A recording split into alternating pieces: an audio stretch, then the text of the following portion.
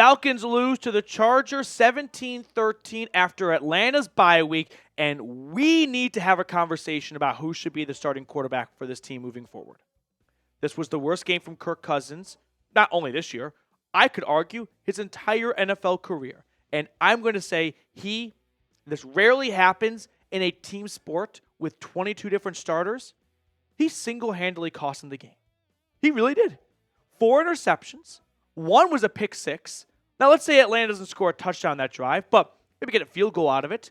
So that's a 10-point swing, right? 7 to LA instead of 3 to Atlanta. And then you've got a interception in the red zone. You had a bad interception earlier in the game to open things up to a rookie. And then, of course, at the end of the game, Derwin James to seal it for LA. I think I'm ready to say that Michael Penix should start for this team. And I did not wake up this morning thinking I'd say those words, but this was an all-time low, and I simply don't know how you can proceed with Cousins at quarterback. He has single-handedly cost you 3 in a row now, it feels like. Sure, the Saints game, put it on him. The Broncos game, you put up 6 points. Defense was bad. But in all 3 losses, there's been one constant, and it's been the offense, right? First game against the Saints, first loss was offense and special teams. Second game, it was offense and defense. Third game, it's just offense. Special teams, sure, Younghoe Koo, that missed first field goal was bad, and it'd be 17-16, but no guarantee he would have made that next kick. But still, for one of Koo's mistakes, there were 4 of Cousins. I think it's time to turn to Michael Penix. There's no way Atlanta loses this game if Michael Penix starts. Which I know that sounds like a reach, because how do we know that for sure? Well, I don't think he throws 4 interceptions. That's for one. And I don't know what Cousins is doing that Penix can't do. It's not like the offense is built around Cousins. The play calling, which I'll talk about in a moment, but was completely centered around the run game. There's no confidence from Zach Robinson, it feels like, in Kirk Cousins to throw the football. They throw it when they have to. They never throw on early downs. They are afraid of it. And sure, Robinson ran the ball well today, but man, 26 carries? How many receptions did he have, Reed? Like 6 or 7? 6? That's 30-plus touches. You're going to give him 30-plus touches for the next 6 games? You can't sustain that. You can't keep that up. But the play calling was awful. I mean, not once, but twice on 3rd and 1. You do a jet sweep. The first one, the entire play was centered around Ray McCloud, your smallest receiver, blocking a guy 20, 30 pounds larger than him. That's an awful play. As coaches, you have to put your players in positions to be successful. And if they can't execute after that, that's on them. Then you go get new players. Like Kirk Cousins today didn't execute. But you put Ray McCloud in a spot to block off the edge on a 3rd and 1 on a jet sweep, that's on the coaching staff. You don't ask your shortest guy in the basketball team to play center. That's what Atlanta just did on that 3rd and 1 play. So, unfortunately, if it happened just once, all right, naughty, Zach, don't do that again. Happen again! But again, it all comes back to Cousins, though. So many times today, Atlanta had a great opportunity to take the lead. Falcons defense was phenomenal. They made a huge stop in the second half, time after time. A fake punt stop by the special teams, gifting Atlanta excellent field position, and Cousins just lofts it into the end zone for an interception into triple coverage. He looked like Paul Crewe out there in the first half of Benchwarmers. Sorry, not Benchwarmers, wrong movie. You know what I'm talking about. Longest Yard. I've never seen a guy implode as much as Cousins has over the last 3 weeks. I mean, the fall off is unbelievable. In the same year that Kirk Cousins set the Falcons' single game passing record against the Buccaneers, he also has thrown 4 interceptions and has now gone 3 straight games with no touchdown passes.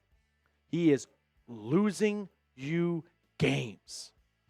The itch has to be real to start Penix. Look around the NFL. All the teams that took first-round quarterbacks are having a lot of fun right now. At least the quarterbacks are playing well. Bo Nix, he's doing great in Denver. Jaden Daniels, phenomenal start. Drake May has been above average since taking over from Jacoby Brissett. Definitely better. And Caleb has played well, but the Bears coaching staff has failed him. Don't you think there might be a little bit of an itch to toss out Penix and join the fun? Before we get on to the rest of today's post-game video, I do have to give a quick shout out to our friends over at Prize Picks. Prize Picks is so simple and fun to use. All you do is pick more or less on at least 2 players for a shot to win up to 100 times your cash. Run your game all season long on Prize Picks. Prize Picks now offers Venmo for quick and easy deposits and withdrawals into your account this season. Download the app today and use code CLNS to get $50 instantly after your first $5 lineup. All of that information is in the comments and description of today's video. Download the app today and use code CLNS to get $50 instantly after you play your first $5 lineup. Prize Picks. Run your game. Let's give a moment or two to the defense here. They dominated. Is that typo? 187 yards? 10 first down? I mean, the Chargers offense was hardly on the field the entire second half. It was 3 and out, fake punt. I think they got one first down in the second half. Massive turnaround, which we have seen all year long. This defense come out stronger in the second half than the first half. Unfortunately, the offense has not been able to just keep pace. They can't play kind of complementary football. I feel bad for the defense. I mean, I've been the most critical of them. And give credit where credit is due. This pass rush came alive. They sacked Herbert 5 times, 4 or 5 times. Everyone was getting in on it. It wasn't just one guy. It wasn't just a one-man band. And the offense can't even put up. I mean, defense held him to 10 points. Offense, Kirk Cousins threw more touchdowns for the other team than his team. If that does not tell you he is single-handedly costing you the game, nothing will. So, Penix, start warming up, start getting loose, get him to the bullpen. Because how many more games do we need to see Atlanta lose to decide, all right, might be ready to go a different direction? And this is coming from a guy who is the biggest Kirk Cousins, not just stan, but I felt like defender, because it seemed wildly unrealistic that Atlanta would dump him after giving him $100 million guaranteed. That's just bad business. But we are trending in a direction of what other choice do you have?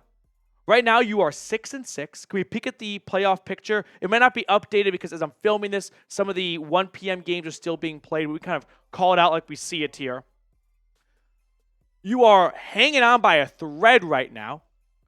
Atlanta is 6-6, so ignore the 6-5 they just lost.